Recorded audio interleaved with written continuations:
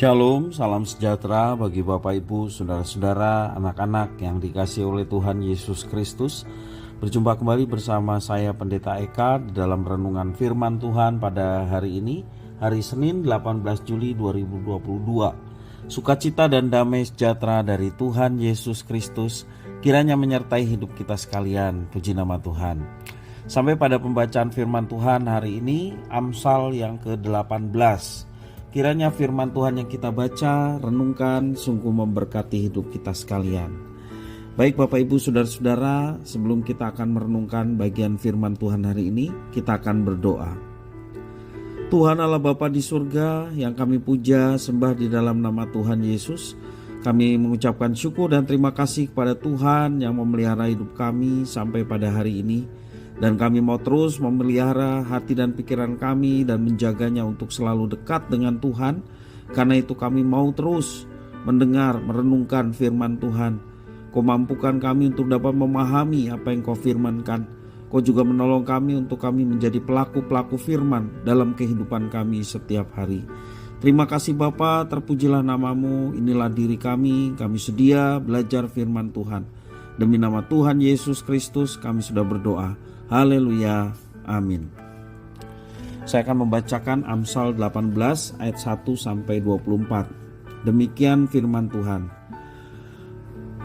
Orang yang menyendiri mencari keinginannya, amarahnya meledak terhadap setiap pertimbangan. Orang bebal tidak suka kepada pengertian, hanya suka membeberkan isi hatinya. Bila kefasikan datang, datanglah juga penghinaan dan cela disertai cemooh. Perkataan mulut orang adalah seperti air yang dalam, tetapi sumber hikmat adalah seperti batang air yang mengalir.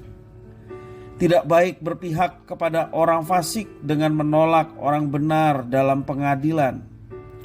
Bibir orang bebal menimbulkan perbantahan dan mulutnya berseru meminta pukulan. Orang bebal dibinasakan oleh mulutnya, bibirnya adalah jerat bagi nyawanya. Perkataan pemfitnah seperti sedap-sedapan yang masuk ke lubuk hati. Orang yang bermalas-malas dalam pekerjaannya sudah menjadi saudara dari si perusak. Nama Tuhan adalah menara yang kuat. Kesanalah orang benar berlari dan ia menjadi selamat. Kota yang kuat bagi orang kaya ialah hartanya dan seperti tembok yang tinggi menurut anggapannya. Tinggi hati mendahului kehancuran, tetapi kerendahan hati mendahului kehormatan. Jikalau seseorang memberi jawab sebelum mendengar, itulah kebodohan dan kecelaannya. Orang yang bersemangat dapat menanggung penderitaannya, tetapi siapa akan memulihkan semangat yang patah? Hati orang berpengertian memperoleh pengetahuan, dan telinga orang bijak menuntut pengetahuan. Hadiah memberi keluasan kepada orang, membawa dia menghadap orang-orang besar. Pembicara pertama dalam suatu pertikaian nampaknya benar, lalu datanglah orang lain dan menyelidiki perkaranya. Undian mengakhiri pertengkaran dan menyelesaikan persoalan antara orang-orang berkuasa. Saudara yang dikhianati lebih sulit dihampiri daripada kota yang kuat, dan pertengkaran adalah seperti palang gapura sebuah puri. Perut orang dikenyangkan oleh hasil mulutnya, ia dikenyangkan oleh hasil bibirnya. Hidup dan mati dikuasai lidah. Siapa suka menggemakannya akan memakan buahnya. Siapa mendapat istri mendapat sesuatu yang baik, dan ia dikenan Tuhan. Orang miskin berbicara dengan memohon-mohon, tetapi orang kaya menjawab dengan kasar. Ada teman yang mendatangkan kecelakaan, tetapi ada juga sahabat yang lebih karib daripada seorang saudara. Bapak Ibu Saudara-saudara yang dikasihi oleh Tuhan, keunikan kitab Amsal adalah kitab ini mengajarkan banyak sekali nilai-nilai praktis dalam kehidupan, sehingga kita dapat belajar banyak mengenai bagaimana menjalani hidup sebagai orang yang berkenan, orang benar. Dalam Amsal yang ke-18 hari ini, firman Tuhan mengajarkan seputar perilaku dan perkataan manusia sehari-hari. Mengenai perilaku, dikatakan dalam Amsal hari ini, penyendiri akan meledak dalam amarahnya, ayat yang pertama. Kemudian ayat yang ke-9 mengajarkan pemalas akan merusak. Ayat yang 14, orang yang tidak bersemangat tidak tahan menderita. Ayat yang ke-5 juga memberikan penjelasan orang yang berpihak pada orang fasik bukanlah orang yang baik. Ayat 16, orang kaya mengandalkan hartanya, penyuap yang mengandalkan pemberiannya.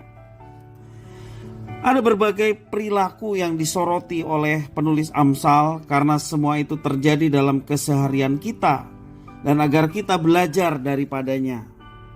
Hal yang kedua yang disoroti oleh penulis Amsal adalah mengenai perkataan orang yang menimbulkan penghinaan atau juga pengkhianatan.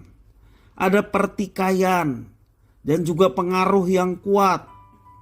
Dan secara khusus perkataan dari orang bebal hanya membeberkan isi hatinya yang kemudian menimbulkan perkelahian dan menimbulkan jerat dalam hidupnya.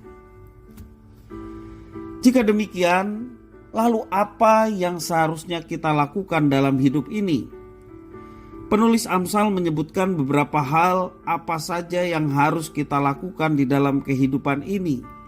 Di dalam ayat yang ke-12, nasihat dari Amsal, kita mesti hidup dengan rendah hati.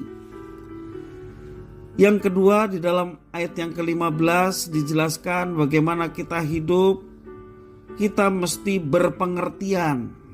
Yang tidak kalah menarik di dalam ayat yang ke-22, mendapatkan istri. Dan juga ayat 24 mendapatkan sahabat. Namun yang terpenting di atas semuanya itu dalam kehidupan, penulis Amsal memberikan penekanan bahwa hidup yang bersandar kepada Tuhan itulah yang terpenting dari semua hal yang kita kerjakan dan kita lakukan. Karena ketika kita hidup bersandar kepada Tuhan, maka kita diajarkan rendah hati.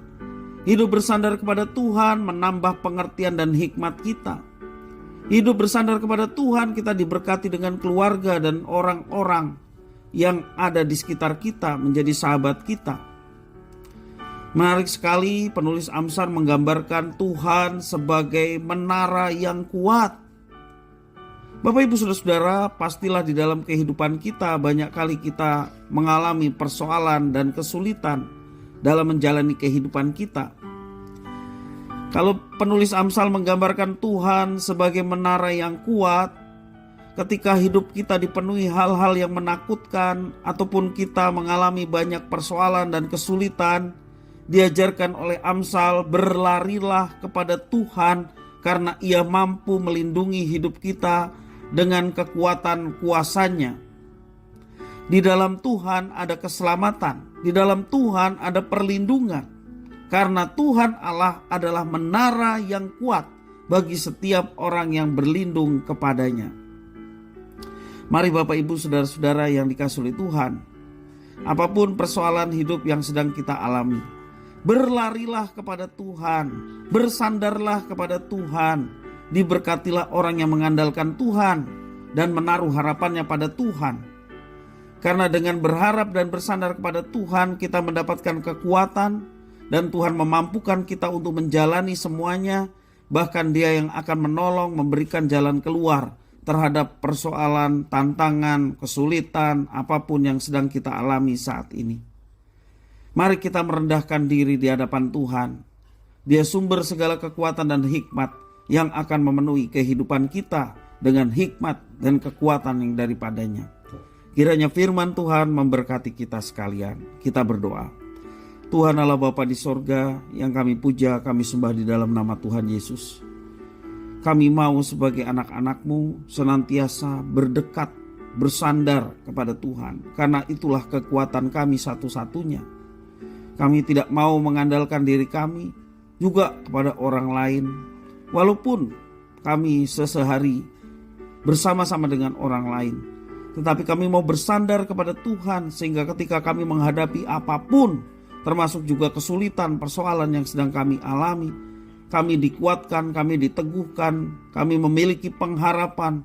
Ada penyertaan Tuhan yang nyata, yang boleh kami alami, sehingga kami dapat melampaui semuanya itu bersama dengan Tuhan. Terima kasih ya Tuhan atas firman-Mu. Kami mohon Engkau yang memimpin, menyertai dan memberkati, sehingga hidup kami berkenan kepada Tuhan, tak kala kami mau hidup bersandar dan berserah kepadamu. Terima kasih Bapa, inilah doa ucapan syukur kami. Demi nama Tuhan Yesus kami berdoa. Haleluya. Amin.